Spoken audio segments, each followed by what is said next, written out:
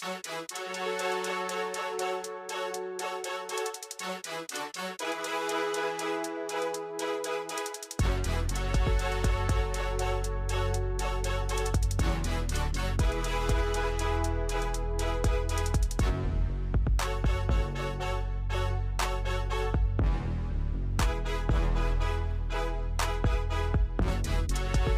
everybody, and welcome to The Breakdown with your not-so-humble talking hairdo, Ben.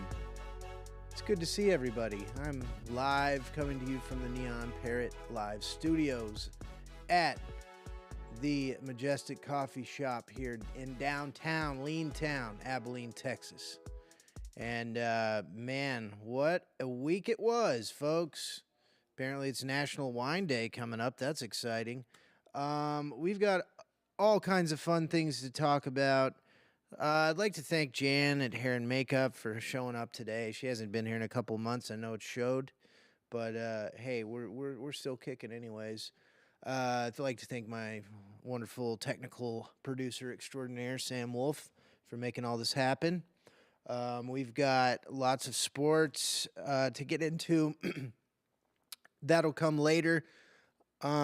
We've kind of adjusted the way that we platform this show over the last couple of episodes due to the nature of what's going on in our community here in Abilene, as well as the nation, regarding artificial intelligence and the $500 billion that is being spent on thus. So, we like to talk about that first. However, I've got to, last week I opened the show saying that I won some tasty wagers, where this time I got to come to you and I lost bad last night. Lost hockey and NBA all at the same, in the same stroke of the sword. So I'm hoping to come back from that this evening, but OKC just beat the hell out of the Timberwolves. I thought they were going to keep it at least within 8.5 points. That turned out to not be true. Anyways, and then the hockey situation didn't go my way. So before this show is a show called The Travie Wavy that we love, and he's my partner in crime, Travis Eason, and he had a good old friend of ours here at this particular building, Crow Silverman, on his show. And I showed up a little bit late into it, but I can't wait to watch it. You guys should all check out that as well. And I know Crow is an artist and a musician and a vocalist and a songwriter. So, Crow, I actually have one of your CDs from like way back in the day. I still have it. Yeah. Absolutely, I'll have to bring it up, but Crow's in my audience right now. But okay, so let's get moving on our Stargate Lancium topic that we're going to open the show with today. Last week, we went over this massive project that is Stargate Lancium that we still don't really know what it is or what it's going to do. And I'm sure some of you out there could argue that I don't know what the hell I'm talking about, whatever. Well, I have been doing some pretty significant researching on, details of what all this means. And all that I come up with as I dig and dig is we are going to be on the front lines of artificial intelligence in the world. Okay, well, I'm still trying to understand what that all really means. And so last week, I had mentioned that I was going to drive my ass out there to this soon-to-be complex that's over 1,000 acres.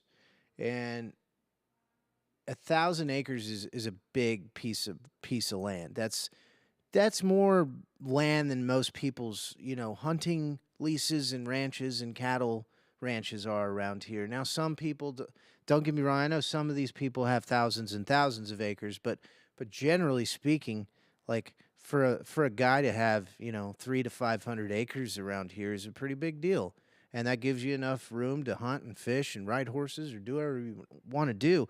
So, just for perspective, this is massive. And I did take some photographs as I went out there that I could because it's very much surrounded in mesquite trees, and that's the kind of garbage foliage we have in this area. But um, so let me get started by saying how it all went down.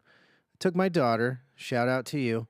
She went with me, which as I'm driving up, I'm like, maybe this wasn't a good idea. But it's literally, it is actually 2 miles from where I live. And we drive out there. You can find it on the Google Maps. And we pull up, and it basically, you're at the end of the road. And I probably saw maybe 50 18-wheeler trucks coming in and out of this place as I'm going down this road. Like a lot of trucks. And so that was something that I noticed right away.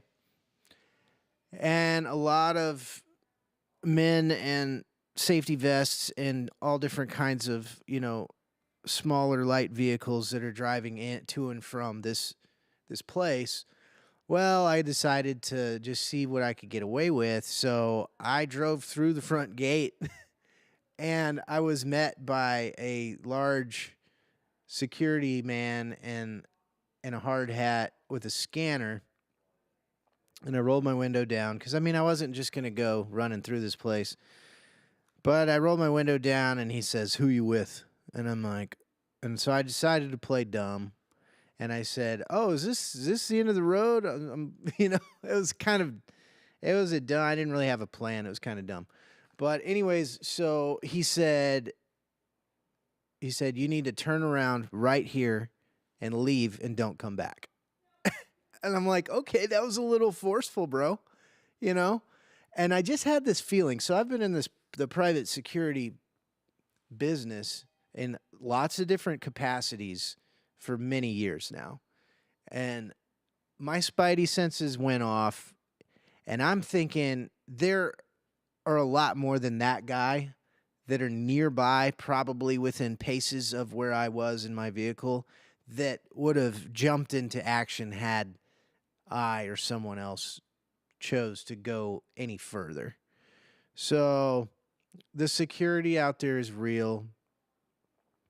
And I understand, folks, construction sites, and I'm not tinfoil hatting. I'm not trying to be a crazy conspiracy theorist here. I'm just laying it out for what I saw and what I think about all this. And I think anybody that's not a little concerned is less than intelligent, okay? For me to put it kind of lightly. So I understand that there's security at all construction sites for liability reasons. They don't want somebody to go out there, hurt themselves, and sue them. Because I could sue them for a cool $500 billion. But anyways, so I get that. But there's something different about this. It's just the scale of this deal, and it's going to be this system of buildings, giant buildings. And this is one of, I did some other research. So I think Sammy's putting some images up there, or has, about what I got. I couldn't get a whole lot of good footage and or pictures just because you can't really get that close.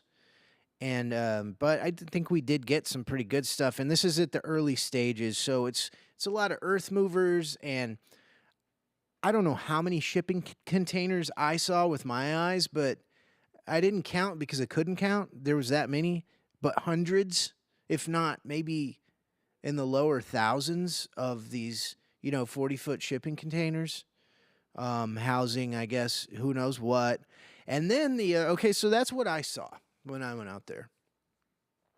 I was confronted by a less than excited security person to see me.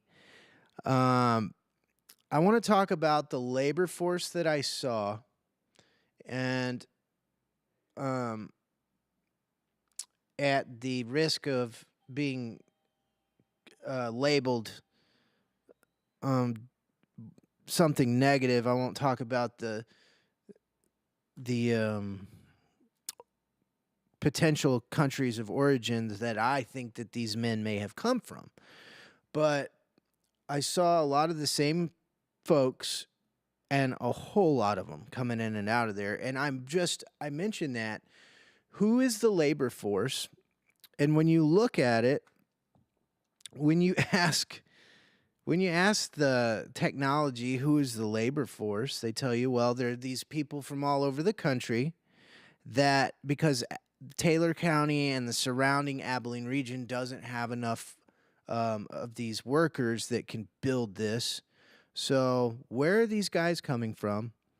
And we're currently in a time where we have mass deportations and these kinds of things taking place in our country, and I'm not gonna get into that too much on that issue, but I'm like, well, where are these workers coming from, and how much are they getting paid?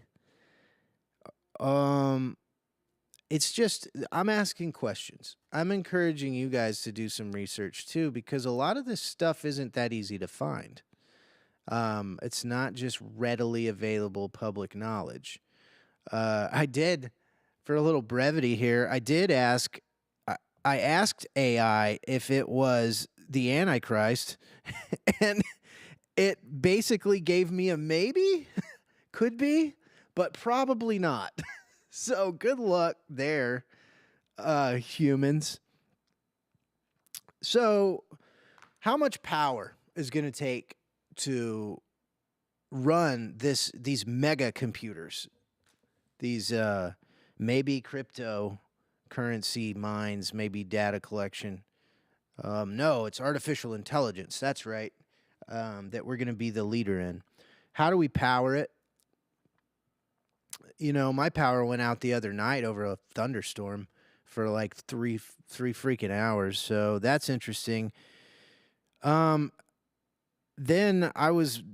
this was brought to my attention as well, is how do we cool these systems? And somebody had mentioned to me that knows a lot more about this kind of thing than I do when it comes to power and electricity, is you got to cool it. And a lot of this takes water, and we don't have much water around here. That's a serious issue that we're dealing with for the next 30 years of our existence in this community of Abilene, Texas. So that's interesting. The other thing is this was totally random, but apparently in Jones County, which is just next door to us, they are talking about another Stargate Lancium facility, AI facility. It hasn't been completely agreed upon yet, but I'm not going to guarantee you anything. I am a betting man, and I would bet in that little county of Jones, they dangle a little bit of the promise of some money in tax abatements and all this stuff, and they do it. And we learn about that in probably in 3 episodes of The Breakdown with your not so humble talking hairdo Ben. So not only is this massive structure already happening, it appears that there's going to be another one that's the same size mere miles away. But, still, what blows my mind is nobody seems to really give a damn. Very interesting. Okay, so let's talk about how do we power this. Well, there's an interesting little fun fact here in the Wall Street Journal of the weekend edition. And it says nuclear projects get fast-tracked by the president. Big tech is driving much of the push for more nuclear power. So President Trump aims to accelerate the slow-moving nuclear power industry through a series of executive orders signed Friday. He outlined plans to overhaul the U.S. nuclear regulator, fast-track licenses for new projects, boost domestic fuel supplies, and use federal lands for reactors for the military or large data centers for artificial intelligence. Hope you guys are following me here. Um, so I just did that. It's right there. The federal lands for reactors for the military or large data centers for artificial intelligence. It's time for nuclear, Trump said at a signing ceremony at the White House, attended by energy executives, including Constellation Energy Chief Executive Joseph Dominguez and Jacob DeWitt, who leads nuclear developer Oklo. Okay, I won't get too far into this. I don't want to bore people, but it looks like that we're going to have some serious nuclear power plants happening, which we've kind of gotten away from as a country for a lot of different reasons. And I'm trying to understand why nobody cares. And I think it's probably the state of things. And I think it's probably because most people are just trying to make it. And most people are just trying to be able to feed their families and pay their taxes on time. For which, this show's turning into a rant, for which I got to make sure that I pay my taxes right on time. But the IRS can't give me my return money back from 2023 currently. But if I miss it by a month, they're coming after my ass. So, how backward are things right now? I don't know, man. We've got all this Stargate, Starlink. I went out there. It was interesting. It's scary. It's Terminator 2 looking to me, but nobody gives a damn. How do we power it? Nobody knows, but probably by an influx of crazy nuclear plants. How do we cool it all? I don't know. But they're coming fast. They've been executive ordered, all this nuclear power. Let's see here. In other news, locally, early voting begins for Abilene City Council Place 5 runoff between McAllister and Espinosa. Wah, wah. Nobody cares because nobody's going to go out and vote on that. So, Kyle, you probably got it. McAllister. He's probably gonna take that one. But at least it was a little bit of a fight.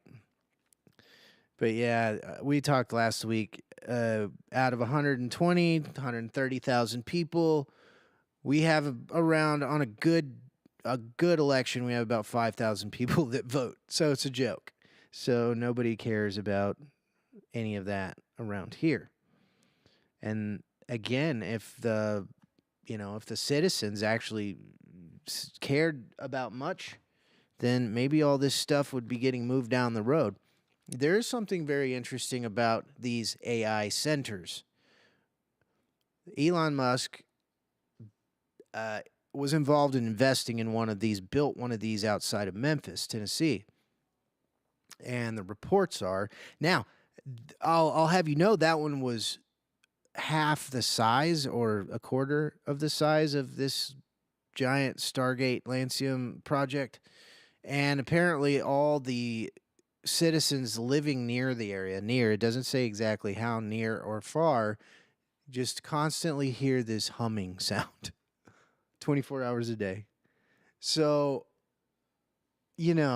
as I'm driving out to this beast of a structure of an earth moving that's happening, there's all these cool little ranch style houses out there, people just out there minding their own damn business.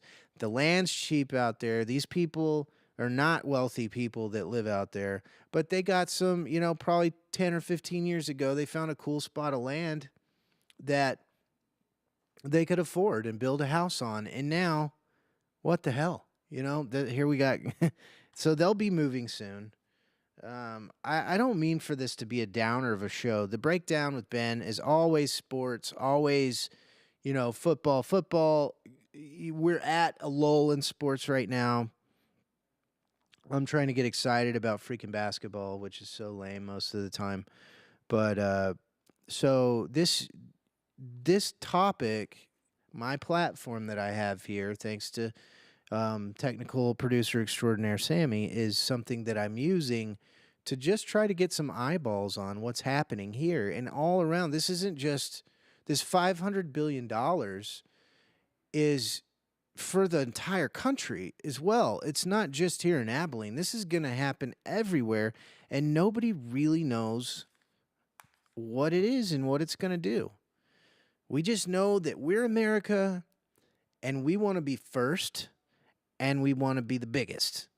And in most cases, I agree with that concept because it's been pretty good for us in the past. But I don't know about this one, guys. I think that everybody needs to really, or don't care, don't give a damn, because why you want to worry about something else when you really have no control over it because you've handed your control away for any of this that you might have because you come from these communities like Abilene where nobody votes and nobody has an opinion on issues that really matter. And the 4,000 people that do, they run this place. And that's your fault, Abilene. That's your fault. So it's not mine because I vote. But, whatever. Let's try to bring this up a little bit because this does have me down a little bit. It is pretty interesting. But, in other news, it looks like Ukraine and Russia are doing a prisoner swap. Good for them. Maybe they'll chill out. Those freaking goons. Let's see here. I was hoping to get Big Frank on today, but I think he may be busy. But that's okay, because what I want to talk about firstly is hockey. And I'm going to drop my partner in crime, Trav, from the Travy Wavy. He picked at the beginning of the NHL playoffs, he picked the Dallas Stars to go all the way and win the whole damn thing. And he may be correct, but the Edmonton Oilers are really good. And I just wanted, before tonight takes place, tonight is Dallas-Edmonton. I believe it's game 4. And Edmonton is kind of looking like the better squad. But I got to give Trav credit because he picked them way early on. He's in this, I think it's kind of a bracket thing with his family that he does. And he picked the Stars to go all the way, and they very well could. But in Stars fashion, this is probably going to go bad for Dallas. Last night, as we said, Oklahoma City Thunder sent the Minnesota Timberwolves packing, sent them home. I'm just pulling up my trusty app here for you guys. And it tells me a lot of good stuff. I just got to put in my password. Y'all hang tight. Here we go. Okay. Hockey. Oh, we didn't do too bad, though. I think we got our hockey win last night. We did. So I take that back, breakdown. We won the hockey game. Tonight, 7 o'clock. Pacers, Knicks. Knicks are a 4-point favorite. Indianapolis leads this series 3-1. I don't know why they got the Knicks as a 4-point favorite. Oh, man. And you got, with these Knicks games, the front row, when I was a kid, the front row used to have people like Jack Nicholson and some other actors and even musicians. And nowadays, it's Timothy Chalamet and Kylie Jenner and some of these types of people. And the Knicks are just such a brutal story of letdown after letdown. So I don't know. They could take tonight's game, but Indy's in a 3-1 lead. So I'm going to go ahead and I'm going to say maybe not. I'm going to say Indy might take this one. I think the Knicks are going to crash and burn over the next couple of games, and it's going to be over. But yeah, it's pretty interesting. The Knicks front row is reserved for the most popular or famous celebrities, and they still have to pay $30,000 for one seat. So, but for guys like, Timothy Chalamet and ladies like um Ken Kylie Jenner, she's like a freaking almost a billionaire already. So 30 grand for a ticket's probably no big deal for them. But you can't just say, "Hey, I want to go." The Knicks, their whoever their personnel or their PR people, they pick who gets to sit in the front row. You don't. It doesn't matter how much money you have. If you're not an A-lister, you don't get that spot. Which is so funny to me that like New York is like the Knicks suck generally. They always do. And so this is like their one good year that they've had for a while that I think they're about to blow. But it's just funny to, I think entertainment and sports and these kind of things are always interesting, and I like to see who's in the front row of the Knicks games. Because if you're like in the third row, are you even cool? I mean, not really. So we got the French Open happening right now. Tennis, it's fun. Clay court tennis. I really just get it. I get involved. I get excited about Wimbledon because it's Wimbledon. It's England. It's grass courts. I don't know. Tennis is kind of one of those things you really got to be into it to watch it and to find it because I think they're streaming the French Open on HBO Max right now. But I don't know. Who cares? Tennis. But I'll probably get into it as they get further into the tournament. But let's go here. Let's look at Trav's team here. Edmonton Oilers versus the Dallas Stars tonight, 7:08 p.m. The fun thing about this NBA and NHL playoff season is the games are on at the same time on different channels.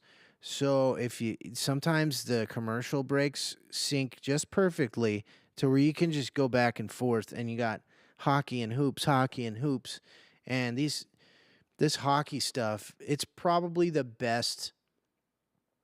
It's the best postseason sport next to the NFL to me is hockey. It's just it's incredible. The Stars are a 1.5 point favorite this evening, Trav. Okay, Game 5. Edmonton leads 3-1. Dallas has got to win. You got to win this one, or you're in big trouble. I hope that goes well for you, Trav, because I want you to win, and I would love to see Dallas win. Let's go. Let's see here. Some interesting news on. Speaking of hockey, I don't think a Canadian team, this might be way off, but I don't think a Canadian team has ever won the Stanley Cup. Is that true? That'd be weird because that's like their sport. TJ Watt from the Steelers is in a contract dispute. The Steelers, which is my boys' team, the Steelers, I think they're about to have a really bad couple of years coming down the pipe. They're being held hostage by Aaron Rodgers in this quarterback situation. Nobody knows. Everybody thinks they know that Rodgers is coming to play for the Steelers, but we've got there are these mini camps where they're voluntary mini camps, so these guys don't have to be there. But if you're the leader of the team, you want to be at these mini camps to kind of start building the camaraderie with your boys. Steelers don't have a quarterback. Mike Tomlin's been there for 1 billion years. This Steelers thing, I think, could be an epic mess pretty soon. I think the Rooneys might say, "Man, we're out of here." Let's see here. Oh man, Indy 500 last week. I can't believe I forgot to mention this. So your boy over here, Ben, your talking hairdo, I won the Indy 500. I won. I won the bet. I picked the guy, Palu or whatever. I picked him and I won. I couldn't believe it. My buddy's like, dude, you're killing it with racing. I am so invested in racing now, guys. They might as well call me Ben Pinsky because I am all freaking in on racing. It is so much fun. I feel like I've been missing out on it my entire life. I can't even tell you. So last weekend, Indy 500 had the biggest rating that it's ever had in the history of its televised, racing. So that's pretty awesome. So Amazon Prime is now. So that was the Indy 500. I picked the winner. Now, did I pick 15 dudes to maybe win that? Maybe I did, maybe I didn't. But the fact of the matter is that your boy picked the winner. I think it's Palu is how you pronounce it. But what a great race. So cool. So much fun. But Amazon Prime is now carrying NASCAR, which is really cool because if you got Prime, you can watch it on your phone or on your tablet or on your computer or whatever, and you don't have to like be locked into a TV or whatever. So this article says Amazon Prime commits mass murder of older NASCAR fans, which is funny because it's so true that people like my folks, they don't stream. Like they got Netflix, but some of these other streaming services are a little difficult for them to figure out, or they're just not going to pay for it, which I respect the hell out of that. But your NASCAR fans that are, a lot of them are older people. When that stuff comes off Fox and goes to Amazon, it's gonna be, they're gonna have to figure out how to knock the dirt off the bunny ears and get some Wi-Fi and get streaming. Okay. Oh man, if you guys, I shouldn't plug them, but I'm going to. Outkick, the website, you guys should really check out Outkick. Sometimes it's really good. Okay, guys.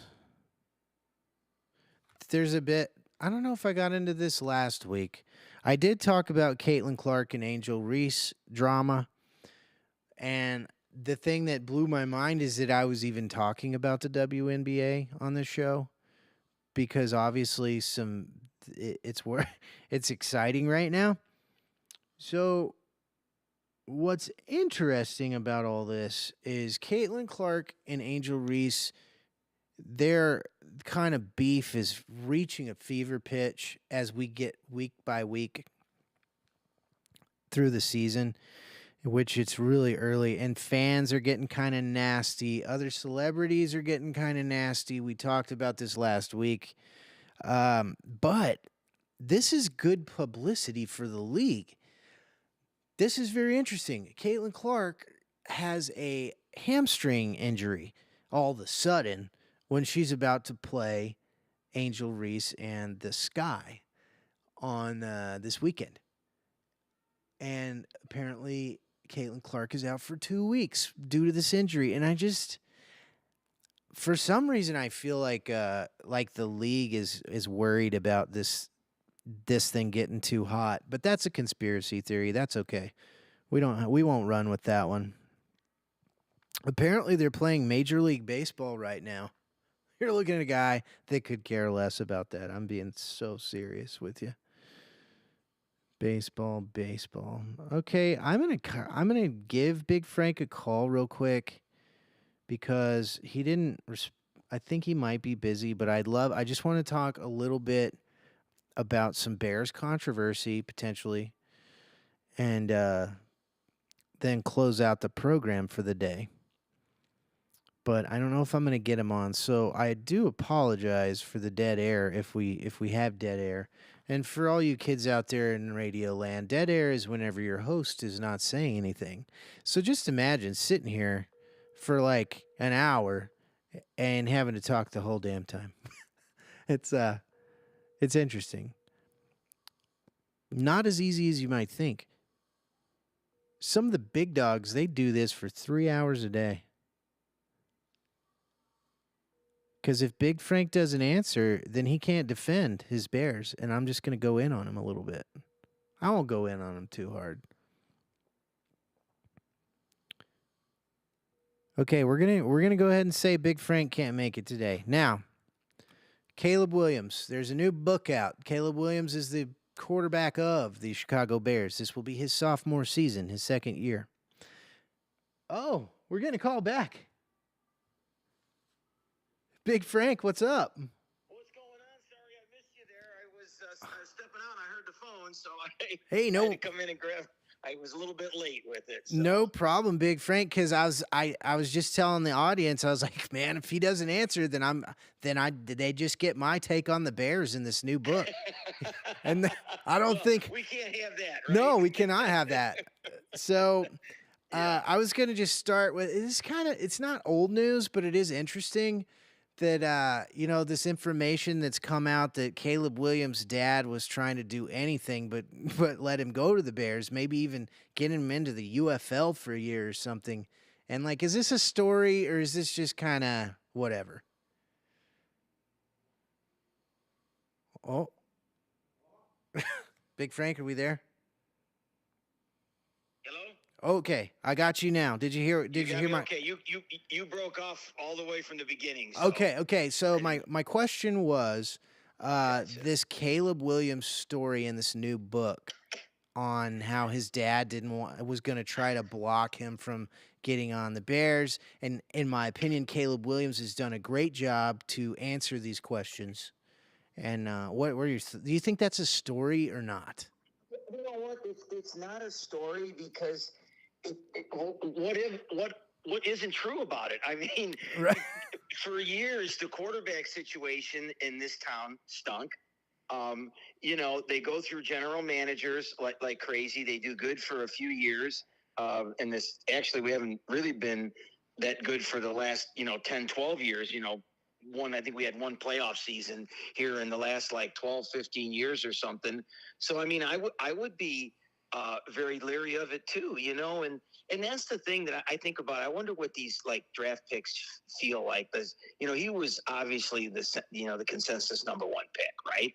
Right. And you always are going to go to the worst team in the league usually, because it's the one with the worst record that drafts. So you're kind of in for a little bit of a rebuild. It's going to take a while. You got to see what's around you, but I mean, you don't really have any choice. So I'm sure he did his due diligence and said, "Hey, look at, do I really want to go there?" His dad seems like he's really involved in his activities, and if I'm not mistaken, I think his dad was acting as his agent, or I don't know if that has changed since. It might have, since he got drafted, but I think his dad was just doing due diligence for it and say, "Hey, look at, man, Chicago is horrible for a quarterback. Everybody out there thinks you should be the number one pick. You're going to next quarterback of the future per se. And do you really want to go there?" And I think once he met with everybody and realized that they've got a lot of talent around them, except their offensive line, which they did address this year. So I think it was just normal. And then, after he met with them, I mean, he knew he was going to go here. So you kind of like got to make the best out of it, Right. And he did. So, I don't think it's a big story, but, when you're in a big market team, everything is a big story.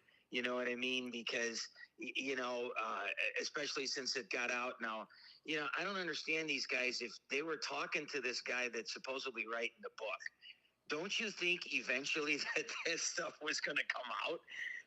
Right.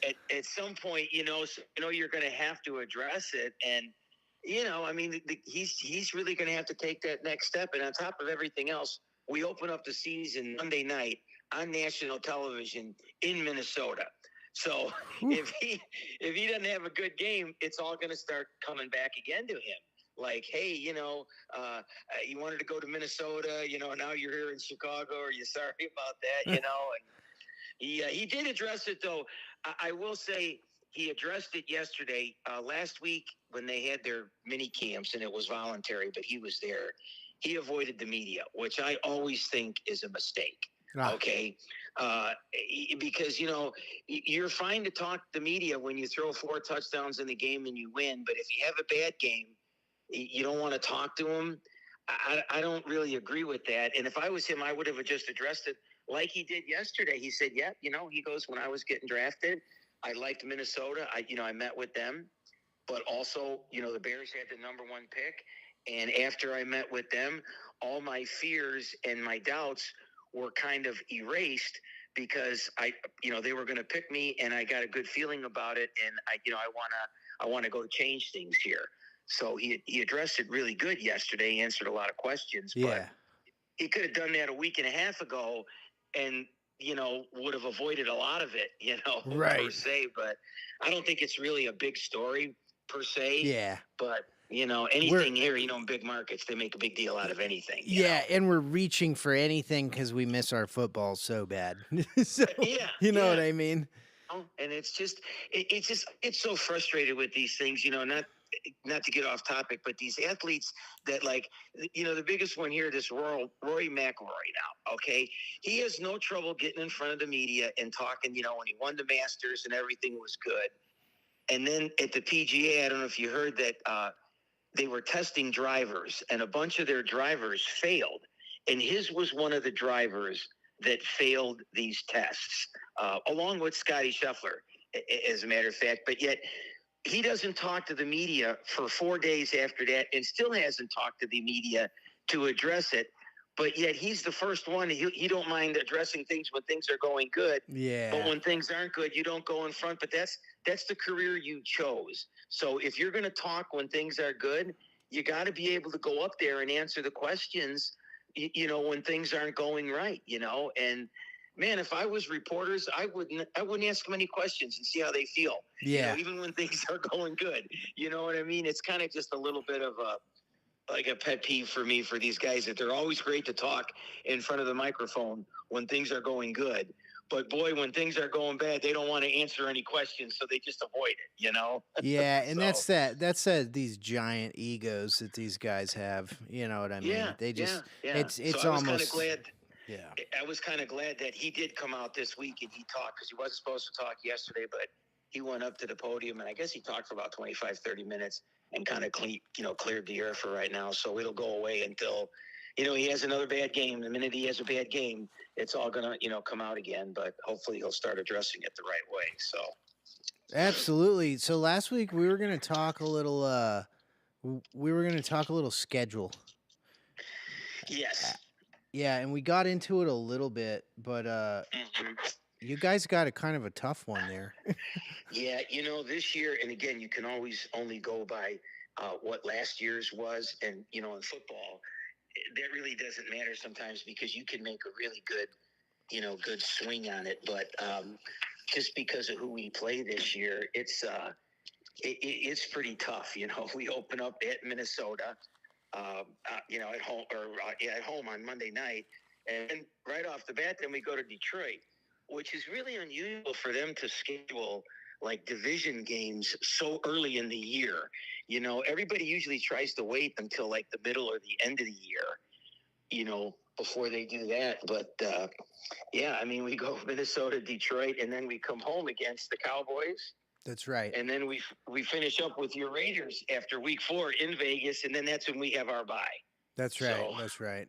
Goodness. Yeah, that's gonna be a tough one.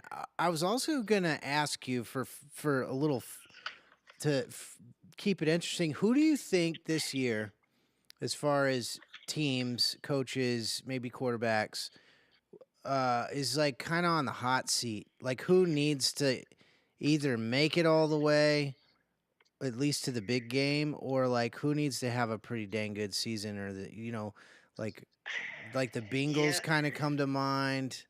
yeah, there's one right there, because they signed their quarterback and their receivers, and they're having a hard time trying to sign that DN. There's only so much money that can go around. But he's on the hot seat. The Buffalo guy, they're always right there, but they can't seem to get over the hump Yeah. in Kansas City. And Kansas City's always good. I think Andy Reid is there for as long as he wants to, because I think he's earned that. Um, and then you get to Baltimore with Harbaugh. I mean, he's only won one championship, and they always get there, but they always lose. So I Yeah. don't know if he's kind of like on the hot seat per se, just for a new voice. But any other than that, I really don't think that there's anybody that's kind of like hot seat because there's so many new ones. Yeah. I mean, every year. I mean, this last year we had like I think 8 or 9 new head coaches, so they're going to get a couple years in there to see if they can turn it around. But you got San Francisco out there and the Rams. They seem to be okay because they're always right there. I know the 49ers had a little bit of a down year. And then, you got Harbaugh with the Chargers now. It's in his second year. They're going to give him some time. So it'll be interesting to see and who the hot seat is that, supposedly is pretty good because, it's supposed to be the Chiefs and the Bills and, some could say Cincinnati because they got the firepower. But then other than that, who's gonna pull through. So it's kind of hard to say who's going to be on the hot seat because, like I say, they've had a lot of changes in the last couple of years, and I think they're going to give them, at least a couple of years to see it through. So Yeah, I don't know. I know my son's Steelers. I tell you what, like I think that they could be looking at like a couple of years of just real bad because they're like the team of mediocrity right now. Like they're being held hostage kind of by Rodgers, maybe not. And then like I don't know, Tomlin just doesn't seem worried about anything and Yeah, well, he's got security there too. I mean, they make the playoffs pretty much every year, right? But at some point, that's not good enough because they want you to make the playoffs, but they also want to see you get better. And like anybody, they're really searching for their next quarterback, and I don't really think they have it right now. So that's why I think the Aaron Rodgers thing intrigues them because it's kind of a bridge to get to the next ones that are coming out. The Archie, the Manning kid, he's going to be coming out maybe next year. Maybe not because it's only going into his sophomore year. So he's the next hot one coming out, and there might be a few more that come out. But I think they're kind of looking for if I can at least get Aaron Rodgers, or you hear like Kirk Cousins' name thrown around a little bit to right. kind of like bridge that gap uh, to get to that point. I think that's what they're looking to do. I really think Rodgers is going to go there. I really do. Um, I think they know it, but according to things that you read, he's had to deal with a lot of personal issues lately, and he had said that he will be done with those by the end of May. Right around there. That if he doesn't want to retire, he will play the next year, and then they'll kind of let everybody know. I think he kind of told the Steelers that, and hopefully you'd hear something within the next week or two before it goes, because I think that's what they're trying to do is just get a bridge before they can get that next one. Yeah. Oh So man, it's crazy world in football land right now. yeah. And you also got the Eagles. They're supposed to be perennial powers now. So it's hard to say. The Cowboys is always another one, but you got Jerry Jones over there, and um, who's their coach now this year? I forget because I know it was McCarthy, but they got rid of him. Yes, And it who did? is. I'm trying to think of his name. Not Schottenheimer. Or well, is it? No, Yeah, Brian. it's kind of escapes me too because it was like I think you have to look to try to work for Jerry Jones or his kids got to be really difficult. You know what I mean? So that's a tough one with a lot of talent, but the talent's getting older now too. So it's like I don't know. I don't know. It's hard to say. Yeah, I think it is Brian Schottenheimer. I think that's who it is. Oh, can you hear me, Big Frank? Man, we're having some interesting technical difficulties today. Yeah, the Cowboys. And, Oh, there you are. Sorry, my phone is doing weird things today, Big Frank. My bad. that's okay. That's all right. But yeah, I think I'm just ready for September to get here. You know, I get so excited for preseason. I don't even care who plays. You know. Correct. Right. Yeah. Yeah. So it's just fun. You're just missing football. That's You know right. what I mean? So the season can't get here fast enough, but the year is still flying by, man. It's almost June already. That's And right. it seems like yesterday we were just finishing up with the Christmas and the playoffs, and now it's coming back again. So That's right. And then looking tonight, forward to it this year. absolutely. And tonight we got a little Knicks Pacers, and I'm kind of Knicks are favored right now by 4 points, but I don't know. I think the Pacers are just on fire. Yeah, I think it's going to be the Pacers and OKC, and I don't know if anybody can stay with Oklahoma City. They're really tough, man. Yeah. But it should be a good series.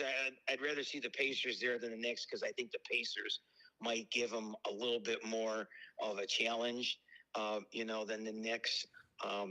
But we'll see. I mean, it was pretty much of a blowout the other night between OKC. So, oh man, that one, I lost my pants on that one, Big Frank. Yeah. I did not... your Dallas Stars are still in it though, aren't they? For hockey, but I mean. Oh yeah, tonight, Edmonton versus Dallas tonight, and the Stars are on 1.5 point favorite for tonight, but Edmonton's really good. So yeah. They're up 3-1. Yeah, that'll almost be like a rematch of last year, wasn't it? Edmonton and Florida in the finals last year. Yeah, I believe that's correct. With Florida winning, so you kind of look to see a little bit of a difference. But I don't follow. I mean, I follow hockey a little bit, but man, it just really seems like that Florida team is loaded. Yeah, they're really good, and they're pretty good, and they always keep on rolling. So pretty much that's going to be ending in the once the basketball and the football playoffs go over, we just got a few more golf things they had to see until it turns it over to the football season. So that's right. That's what we love. Well, Big Frank, I'll plan on talking to you next week, and you have yourself a great day. You do the same. We'll talk to you next week, Ben. All right, take it easy, bud. All right, see you later, bud. Bye. All right, breakdown. We got Big Frank in a little late today because we had some phone issues there, but we got through it, and he's always just makes the show better, and we appreciate him joining us from the Windy City of Chicago. And let's see here, we're about ready to wrap it up. Like I said before, watch the show before mine, the Travie Wavy. He had Crow Silverman on, and I'm sure it's going to be a great watch. And we've got Pacers Knicks tonight. Go Andy. We got the Oilers and the Stars tonight, and for Trav, I hope the Stars win so his predictions can be fulfilled. And next week this week we talk Stargate Lancium. For the foreseeable future, I'm going to go over that as I learn, if I can learn anything new regarding this plan of this massive artificial intelligence push in the United States of America. Oh, yeah, by the way, the ransom was due from the city of Abilene that the cyber group Kalin, the 466 gigabytes of data.